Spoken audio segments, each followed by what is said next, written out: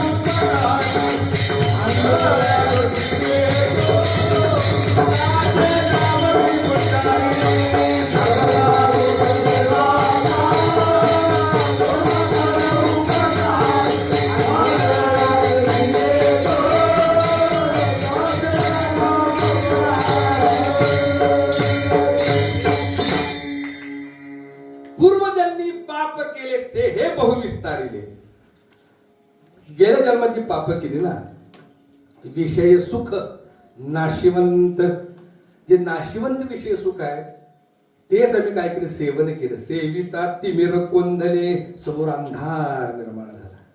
84 लाख योनी हिंडता दुःख भोगिले. 84 लाख योनीतले जे पापाचे झालेले संस्कार आहेत, त्या संस्काराचा अर्थ म्हणजे या जन्मात हे आदिदैविक तापाला सामोरं जाणं आहे. कळलं का? लक्षात ठेवा, हे आदिदैविक ताप आहेत. आदिभौतिक ताप म्हणजे काय? आदिभौतिक ताप म्हणजे भौतिक परिस्थितीतून तुम्हा मला झालेला त्रास, त्याला आदिभौतिक ताप म्हणतात. दुसऱ्याकडून जो त्रास होतो त्याला आदिभौतिक ताप म्हणतात. तो का होतो? आमच्या जीवनामध्ये, आमच्या आयुष्यामध्ये, दैनंदिन जीवनामध्ये सावधानतेनं पावलं टाकत नाही. आम्ही आयुष्यामध्ये बेसावधपणे वागतो आणि त्याचं फळ दुःख रूपानं, भौतिक रूपानं आमच्या वाट्याला येतं. भूमिका समजून घ्या. हा, आता ही आदिभौतिक ताप कोणते आहेत? कड्यावरून पडून मरण, बिल्डिंग वरून पडून मरण, भूकंपात गाडून मरण, पुरात वाहून मरण, विहिरीत बुडून मरण, ऍक्सिडेंट होऊन मरण, आगीत जळून भस्म होणं, वीज पडून मरण, श्वाक लागून मरण, दुसऱ्याने खून करणं, विंचू चावणं, सर्प चावणं, व्याघ्र सिंहादी श्वापदांपासून मरण. ही सगळी ताप आहे ती कशाची आहेत? आधी भौतिक ताप आहे, दुसऱ्याकडून झालेले ताप आहे. ते काय होतात? आमच्या आयुष्यामध्ये आम्ही सावधानतेने वागत नाही. प्रत्येक पाऊल जागृत अवस्थेत टाकायला सांगितलं संतांनी. उठा, जागे व्हा रे आता. आम्ही झोपलो नाही. पण डोळ्यावर जी झापड आलेली आहे ती झापड बाजूला करायला पाहिजे. उठा, जागे व्हा. का? पावला पावलाला मरण आहे. बोलू का? समजून घ्या. आणि जागृत अवस्थेत प्रत्येक पाऊल टाकतो ना त्यावेळेला आधी भौतिक ताप होणारच नाही. बोलू का? समजून घ्या. एक छोटस दृष्टांत देतो. एकानं बैल पाळला होता. तो होता बुजरा. बुजरा म्हणजे कळलं का? काय? हा, भेनारा. बाकीचे कळलं नाही? कळलंय ना? मला माहित आहे प्रत्येक 20 किलोमीटरवरती भाषा बदलते, प्रांत बदलतो, नाही का? रूढी बदलतात, रिवाज बदलतात, परंपरा बदलतात. आमच्या तिकडं कराड तालुक्यामध्ये माणसं मेल्यावर जाळण्याची प्रथा आहे. ते सगळीकडेच आहे ना. फक्त तुम्ही सावध जागर राहू म्हणून हसवतोय.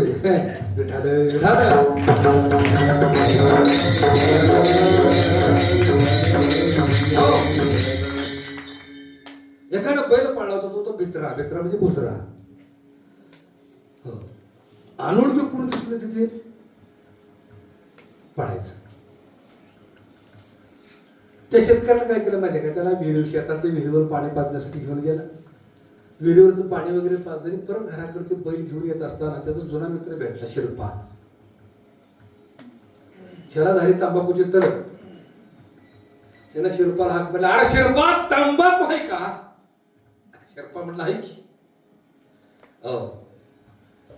दोघं एकत्र आली.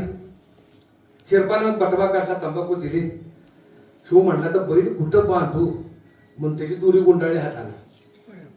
बैलाची दोरी कुठं गुंडाळली? हाताला गुंडाळली. आणि तंबाखू पार्टी दोघांची सुरू झाली. थोड्या वेळानं काय झालं माहिती का? तो शिरपा एकटा आला नव्हता. तो बी आपल्या म्हशी चरायला घेऊन आला होता. आणि त्याच्या म्हशी चरत होत्या झुडपाच्या आडाला. ही आमची सातारी भाषा आहे ना. कुठं चरत होते? झुडपाच्या आडाला चरत होत्या. तरी तंबाखू पार्टी सुरू झाली आणि शिरपाची मस्त करून बाहेर आली. करून बाहेर आली तसा ह्याचा बैल उतारला. त्यानं बांधला होता कुठं? ह्याला घेऊन गेला. नाट्यातनं, कुट्यातनं, नांगरटीतनं, वगळातनं, वड्यातनं, झुडपातनं, खडकातनं, मुरमातनं इंचानं फाडत नेला. हे जर सावधानता असते, आपला बैल गुजराय दुसरीकडे कुठेतरी बांधावं, मस्त निवांत तंबाखू खातीनं बांधला हाताला. काय होईल? एक दैनंदिन जीवनात एक छोटासा दृष्टांत तुम्हाला मी देतो. याला म्हणतात आधी भौतिक ताप. आणि तिसरा जो आहे तो आध्यात्मिक ताप आहे. तो आध्यात्मिक ताप व्हायला कारण काय आहे? ही चाडगी जीव.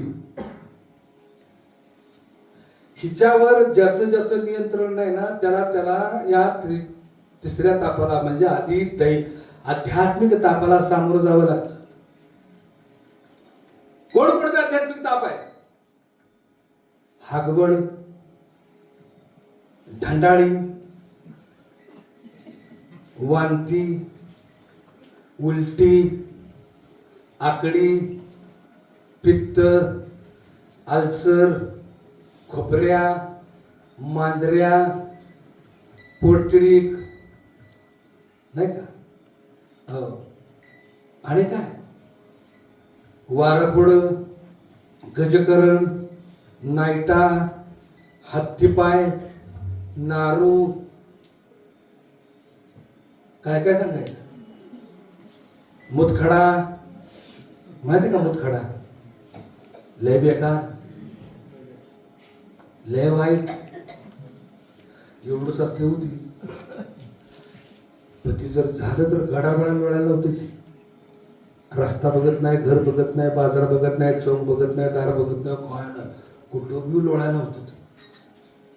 हो, पण एवढं पोट तिकडे का सांगतो माहितीये का? त्या फेज मधले मी बी गेलोय.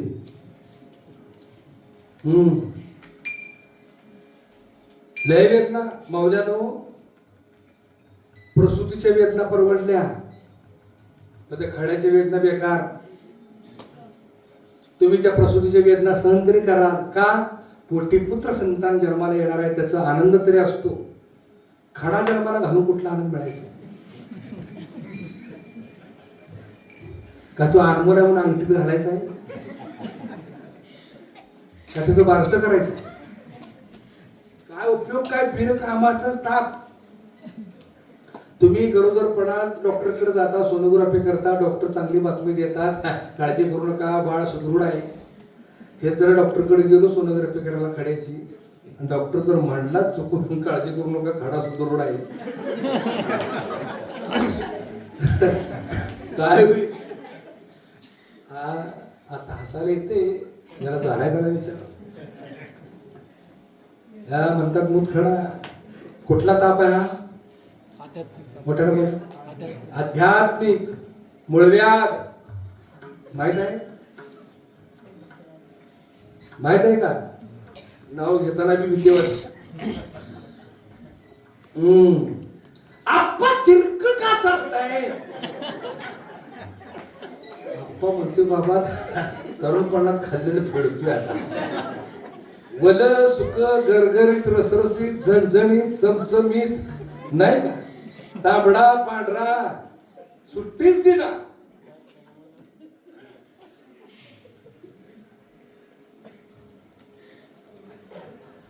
घडले मी प्रसंग सांगतो काय झालं. कॉलेज जीवनामध्ये असताना वाहन काय नव्हती, इष्टीनच प्रवास हो सगळा. मी जरा चुणचुणत होतो आणि पूर्वी सकाळ संध्याकाळी इष्टीची वेळ करते. एक वेळ इष्टी यायची, भरती प्रचंड असायची. कॉलेज सुटल्याबरोबर मी इष्टीत असा स्टँडवर इष्टीत असं गडबड करून बसून आत बसायचो. बाहेरचे लोक काय करायचे माहिती आहे का? जागा धरण्यासाठी कोण रुमाल, कोण पिशवी, असं काहीतरी मोकळी पिशवी वगैरे. कशासाठी? खिडकीत जागा धर, हे जागा धर बाबा माझी एवढी. एका दिवशी मी गडबड घुसलो आतमध्ये, 2 सीटचा बाकडा धरला आणि खिडकीजवळ बसलो. एक जण आणून त्यानं मला चुंबळ दिली तबल्याची. हे म्हणजे जागा धर एवढी. मलाही बरं वाटलं, आपल्या बिरादरीचं आहे म्हणजे कलाकार आहे, जाताना गप्पा मारायला चुंबळ दृष्टी ठेवली. हो, आणि दृष्टी भरली ती. शेवटी आलो. आल्याबरोबर त्याला विचारलं, राम राम, आज कोणीकडे कार्यक्रम? तो म्हटला, कसला कार्यक्रम? तबल्याची चुंबळ दिली आहे तुम्ही मला, तुम्ही तबल द्यायला होता. लेखा कशाचा तबल जी आयुष्याचा तबला झालाय. झालं काय? चुंबली शिवाय बसायला येत नाही.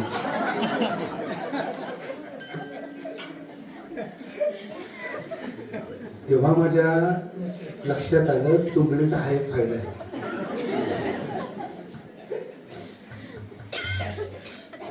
चुंबळ का घ्यायला लागते माहितीये का? हिच्यावर नियंत्रण असल्यामुळे. आध्यात्मिक, अधिदैविक आणि अधिभौतिक तिन्ही तापापासून जर वाचायचं असेल तर संतांचं आचरण डोळ्यासमोर ठेवावं. संत एकनाथ महाराजांचा गोड प्रमाण आहे. त्रिविध तापाची झाली गोळ,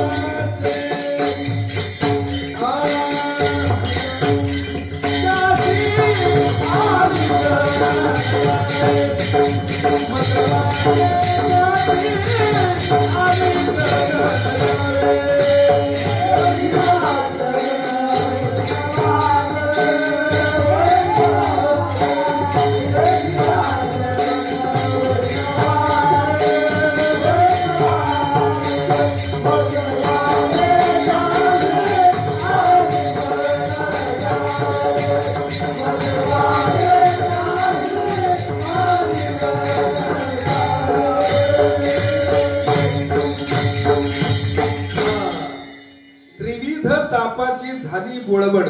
तर कधी देखिल्या चरण का आचरण. बघा फरक. चरण का आचरण. चरण इथं तर घोटाळा झाला.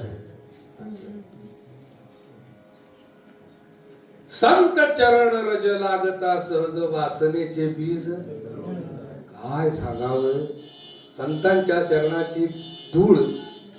धूळ म्हणजे वाळूचे कण. ते जर आम्हाला लाभले तर वासनेचे बीज तुझी वासना आमची जळून जाते. पण कधी संतांच्या चरणाची धूळ मिळाल्या. चंद्रभागेच्या वळवंटाला आतापर्यंत एक तर जात येऊन संत येऊन गेला असेल ना, त्याच्या चरण स्पर्शानं ती वाढू पवित्र झाली असेल का नाही. पांडुरंगाचं दर्शन कोण घेतो. सगळ्यांनी वाळूचीच तस्करी सुरू केली असते. वर्षभर पाप करायची, आषाढीला जायचं, चंद्रभागेची वाळू आणायची, घरात पिशवी खुंटीला अडकून ठेवायची, दिवसभर पाप करायचे, संध्याकाळ 2-4 खडा अंगावर टाकायचं, झाडा पापापासून मोकळा. असं असतं का. संत चरण रज म्हणण्यासाठी आपण खरा शब्दार्थ तो आहे संत आचरण रज. संताचरण रज. बघा संत साहित्य मस्त संतांनी पोटतिडकीनं तुम्हाला समजवण्याचा प्रयत्न केला, पण इतकं बी सोपं करून नाही सांगितलेलं. त्यांनी मेखा मारून ठेवलेले आहेत. एक मराठीत म्हणून प्रचलित आहे बघा. तुमच्याकडे आहे की नाही मला माहिती, पण आमच्याकडे आहे ज्ञानोबाची मेख. तुमच्याकडे बी आहे ज्ञानोबाची. ज्ञानोबराने बी एवढं सोपं करून सांगितलेलं नाही का. महती कळावी आणि ते कळण्यासाठी सद्गुरूचे पाय धरावेत. एका जनार्दनी मार्ग हा उलटा, जो जाणे तो सद्गुरूचा बेटा. भूमिका समजून घ्या. म्हणून मेखा मारून ठेवलेले आहेत. संत चरण नाही, संत आचरण रज. संतांच्या आचरणाचा थोडासा भाग आम्ही जर अनुभवास आणला तर वासनेचे बीज जळून जाय. तसं संत नाथरा सांगताना सांगतात त्रिविध तापाची झाली बोळबड. पण ती बोळबड कधी होईल. देखिल्या चरण का आचरण. आता सांगा बरं. देखिल्या आचरण वैष्णवांनी. संत महात्म्याचं वैष्णवांचं आचरण जरी डोळ्यानं आम्ही पाहिलं तरी सुद्धा ह्या त्रिविध तापाची बोळवण होईल नाही शेवटी. हे नाथरा सांगतात. काढवा क्षण विकार क्षण वैरी मिळवली तापपत्रे विणली रे. तुझी मात्र घोंगडी अखंड आहे. तुझी घोंगडी कशी आहे. अखंड आहे. तुझ्या घोंगडीचं माप काढणारा टेलरच अजून जन्माला आलेला नाही. अर्जुन टेलर व्हायला गेला होता. अर्जुन 10व्या अध्यायामध्ये टेलर व्हायला गेला. तेव्हा म्हटला सगळं मी मी मी मी म्हणतोस तू आहेस तरी केवढा. देव म्हटले तुला नाही माझं मोजमाप करता येणार. नाही नाही म्हटलं मी काढणार म्हणून टेप बाहेर काढला. आणि मोजायला गेला. देव म्हणाले अर्जुन अरे काय काय लहान मुलासारखं करतोस. माझं नाच सुरू कुणालाच कळालेलं नाही अजून. नाही कुणालाच कळालेलं नाही. मी अनाद आहे, मी आनंद आहे, मी व्यापक आहे. हे म्हटले कुठला आनंद आनंद व्यापक. देवकीच्या पोटी लहानाचा मोठा होताना आम्ही तुला बघितलाय. कोण म्हणते. अर्जुन. भगवंतानी 11व्या अध्यायामध्ये विश्वरूप दर्शन दिलं आणि विश्वरूप दर्शन बघायला गेला. अर्जुन पालता पडला. कळलंच नाही. खाली बघायला गेला माप सापडेना. वरती पण पाहायला गेला माप सापडेना. अहो जबड्यातच अनंत ब्रह्मांडाचा वास. जबड्यातच अनंत ब्रह्मांड दिसले. अर्जुनाला कळायचं बंद झालं. जबड्यात पुस्तक राहिलं अनंत ब्रह्मांड असतील. हा केवढा आहे. पालता पडला. माप काढायला गेला. जमलं नाही. कोणालाच जमलं नाही. आलं लक्षात. तसं अखंड व्यापक असं तिची घोंगडी. काढवा तुझी अखंड घोंगडी आहे. पृथ्वी आपला आप तेजला तेज वायूला वायू आकाशाला एकमेकाला कनेक्ट आहे. आम्हाला देताना मात्र एवढूस चिरकुट दिलेस. 3.5 हाताचं. हे किती हाताचं चिरकुट आहे. 3.5 हाताचं चिरकुट दिलेस. ती दिलेस 9 ठिकाणी फाटकी. ती किती ठिकाणी फाटलेली आहे. 9 ठाई फाटून गेली टिटवा महासी तिथे इथून वर 7 ठिकाणी आणि इथून खाली 2 ठिकाणी अशी 9 ठिकाणी फाटकी घोंगडी दिलीस. कान्होबा तुझी घोंगडी चांगली आम्हासी का दिली बांगुली रे विठोबा रघुबा.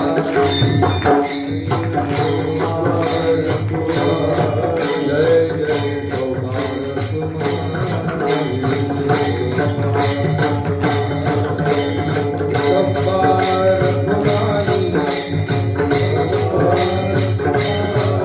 जय विठोबा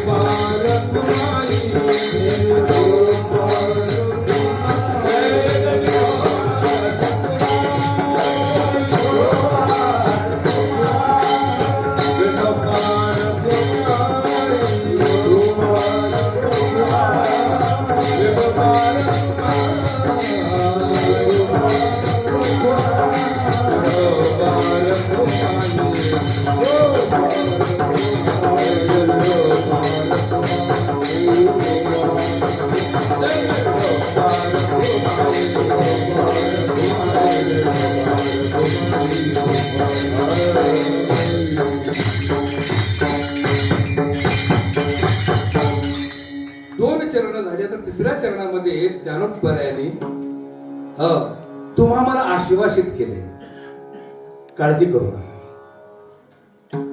काळजी करू नका. पहिल्या चरणामध्ये भगवंताच्या स्वरूपाचं वर्णन केलं, दुसऱ्या चरणामध्ये तुम्हा मला दिलेल्या देहाचं वर्णन केलं. पण या दुःखी जर्जर तापत्रयाने वेढलेल्या या घोंगडीमध्ये राहून सुख कसं प्राप्त करावं हे ज्ञानोबरांनी तिसऱ्या चरणात सांगताना सांगितलंय. ऋषी मुनी जी टेक्निक वापरलं ते टेक्निक जर तुम्ही आम्ही वापरलं तर आम्हाला दुःख होणारच नाही. घोंगडी पांघरायला दिलेली आहे, आम्ही घोंगडी नाहीये. देह नावाची घोंगडी आम्ही पांघरलेली आहे. देह नावाची घोंगडी त्याच्या घोंगडीत जाऊन मिसळण्यासाठी दिलेली आहे. आम्ही घोंगडी नाही आहोत, आम्ही घोंगड पांघरले. आम्ही या घोंगड्याच्या व्यतिरिक्त आहोत, वेगळे आहोत. देह माझा नाही, मी देहाचा नाही, मी देहा वेगळा आणि संग परतत्व परब्रह्म आहे. आपण आहोत, लक्षात ठेवा. मग काय करायला पाहिजे? ज्यानं ही घोंगडी दिलेली आहे ती घोंगडी वापरासाठी दिलेली आहे, न मळवता न डाग लावता ज्याची त्याला परत द्यावी. माझं बोलणं कळलं का?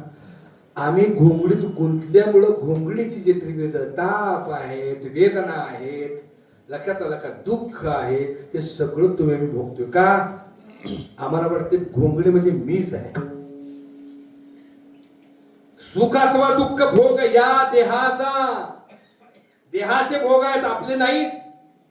पण आम्ही देहात अडकल्यामुळे, आम्ही या घोंगडीत अडकल्यामुळे तुम्हाला मला वाटतंय आम्ही दुःख भोगतोय, पण नाही, तसं नाही ते. मग काय केलं ऋषीमुनी? काय केलं ऋषीमुनी? ध्याता ही घोंगडी माझीच नाही, हो, पण हा घोंगडी निर्माण करणारा जो कोणी आहे त्याचं भजन केलं, लक्षात आलं का, त्या घोंगडीच्या जंजाळातनं जीव मुक्त होतो.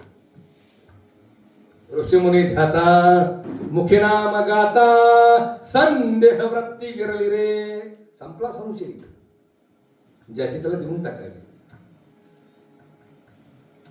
कबीरा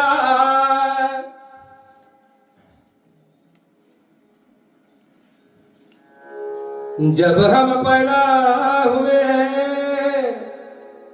जग हंसे हम रोए, ऐसी करनी कर चलो हम हंसे जग रोए. चदरिया ज्ञानोबरांनी जसं याला घोंगडीची उपमा दिली तसं कबीरांनी याला चादरीची उपमा दिली. चदरिया झिनी रे झिनी हे रावणा रसनी चदरिया झिनी रे झिनी हे रावणा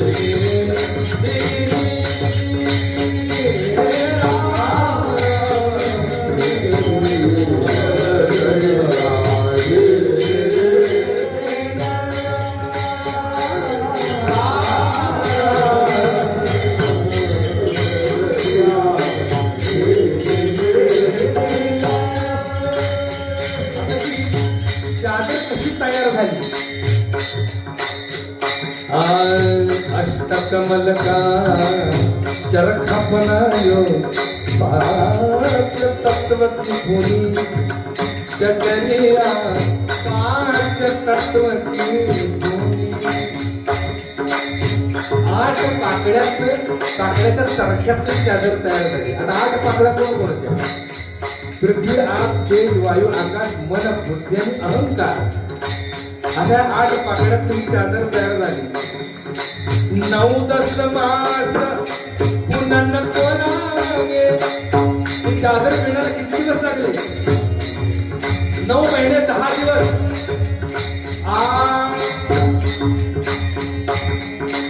9-10 मास पुनन कोणागे. दिन दिन महिने